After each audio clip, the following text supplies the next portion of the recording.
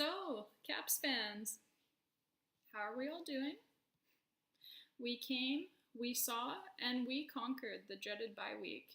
It's finally over, and after a whole fortnight of having no choice but to partake in ghastly, boring activities such as reading a book, learning something, making self improvements to ourselves and our lives, socializing with friends and family, finally, there's Capitals hockey to be played tonight, and we can be excited about that. But first, before we get back to the grind, I want to take this opportunity to have a quick chat with you all about where our beloved Caps are at the time of this bye week, and what exactly can we expect moving forward into these last 37 games of the regular season. So, let's start off by talking about the Caps' most recent two games that preceded the bye week, the home and home against Carolina.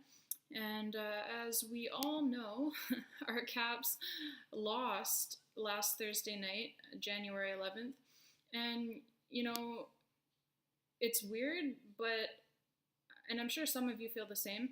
I had legitimately almost forgotten what it feels like to lose a hockey game, given that the Caps hadn't lost at home since November and hadn't lost any game, period, in 3 weeks. But luckily, anytime that I forget what it feels like to lose hockey games, I am lucky in that I live in Vancouver and I'm surrounded by Canucks fans, so I just ask them because they can always tell me. And seriously though, the Caps had not lost at Capital One Arena since dinosaurs roamed the earth, and to have a winning streak of any kind go on for as long as this one did is pretty ridiculous when you really sit down and think about it. And so it sucked to lose that one, no doubt about it, but let's be honest, that's really just Bill Gates complaining about losing on penny slots at a multi-million-dollar VIP trip to Vegas. It's just being greedy. And it's tacky, so we won't do it. And hey, there's 82 games in a season. You can't win them all. It's actually never been done, I checked. And we are moving on. The streak is over, and you know what I always love to say when a winning streak ends is that it is the perfect time to start a new winning streak. And the Caps got a head start on that the very next night, Friday, January 12th, against that very same team, of course, the Carolina Hurricanes, as we were playing them back-to-back. And this time the game was being played in Raleigh, and it was a wild last-second, I mean literally last-second win for the visiting Capitals. And let's recap, because this game was crazy, and it was something that as a fan you see maybe only once or twice in your lifetime. Or once or twice every season if you're lucky enough to have Alex Ovechkin on your team. And so the Caps are down 3-2 with about 3 minutes left in the game. Enter TJ Oshie as he comes flying onto your TV screen with a gorgeous vintage TJ Oshie forecheck not seen really since before his concussion. And Oshie wreaking havoc deep in the Canes' end causes Noah Hanifin, no relation to the Vancouver Canucks mascot Finn, I'm told, to turn the puck over. And Brett Connolly pounces on the turnover and slams it home with authority to knot the score at 3. Now this goal, of course, would set us up for some magic, because with about 10 seconds left in the game, John Carlson would pick up the puck behind his own net. Just think about that for a second. 200 feet down the ice, there's 10 seconds left in the game. He picks up the puck behind his own net.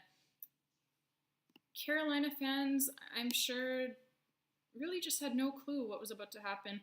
But John Carlson, he passes it to Alex Ovechkin, and now with the way that Ovi is playing this season, and with the way that he's played throughout his entire career, really, didn't we all just have a feeling that this puck was going to some way, somehow find its way into the back of the Canes' net? Time left on the clock be damned, because he always finds a way.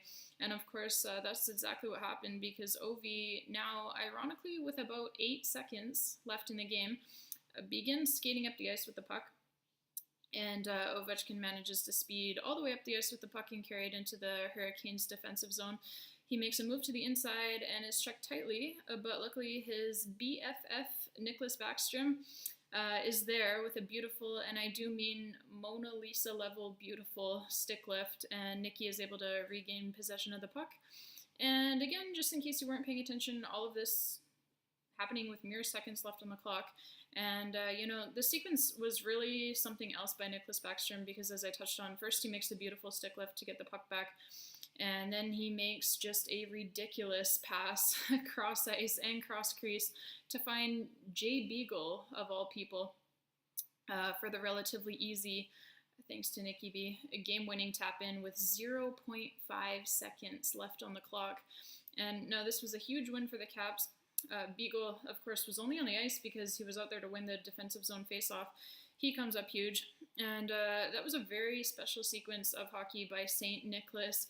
How in God's name has he never been nominated for the Selke Trophy, Backstrom? And speaking of the NHL giving accolades to the wrong guys, let's have a brief, sorry guys, I'm rusty, I had a bye week too. A brief chat about the All-Star game while we're on the subject of the NHL giving accolades to the wrong people. Now, I've historically been pretty hard, I would say, on John Carlson, but he has deserved it a lot in the past. But I'm going to get up on my soapbox here for a minute on behalf of John Carlson, because he deserves to be in the All-Star game this year. There is no ifs, ands, or buts about it. He deserves to be there. And the NHL, however, disagrees, and they inexplicably make the ill-informed, ignorant, and just plain stupid decision to send Chris Letang instead. Now, of course, I say inexplicably, but the truth is we all know what the explanation is, and that explanation is that Chris Letang plays for the Pittsburgh Penguins, and Gary Bettman is somehow still the commissioner of this league, even after 3 lockouts. So, there you go. There's the explanation. And back to John Carlson, however, he's second in the entire NHL in points amongst defensemen at the time of balloting for this All-Star game, and I use that term very loosely because it is more like 50% stars and 50% washed-up scrubs who Bettman still holds a soft spot, or probably more accurately a hard-on for, am I right? And Carlson is top 5 in the entire NHL in ice time this season as well for a team that sits in first place. He's simply played better and been better than Chris Letang this season, and he simply deserves to go to the All-Star game more than Chris Letang does. But, you know, our beloved NHL, allergic to logic to the point that they have to carry an EpiPen just in case someone points out how superior Ovechkin's individual stats are to Crosby's. And in the case of this severe allergy to logic, the All-Star Game selections prove to be no exception. Other notables who don't deserve to be at the All-Star Game this season but are going anyway, names like Carey Price and Sidney Crosby certainly jump out at you. Sidney Crosby, I'm told, isn't even in the top 3 players on his own team this season. He's going to the All-Star Game. He has 17 goals, and to put that in perspective, 29 players, or in other words, more than NHL roster. There's 23 guys on one team. 29 players have more goals than he does this season. Carey Price, he of a below 500 record and just the 33rd best save percentage in the NHL this season. Am I the only one who's having a bit of a problem with the NHL's math here? There's 31 teams in the NHL when we include Las Vegas now, and therefore 31 starting goalies, and Carey has the 33rd best save percentage.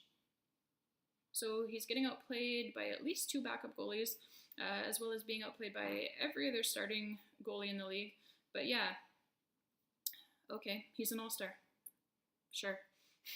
But unfortunately, that's the thing about the current format of the All-Star Game, is that you get a lot of guys who don't deserve to be there getting invites because there has to be at least one player from every team, even the shitty teams, because we wouldn't want to, not include anybody.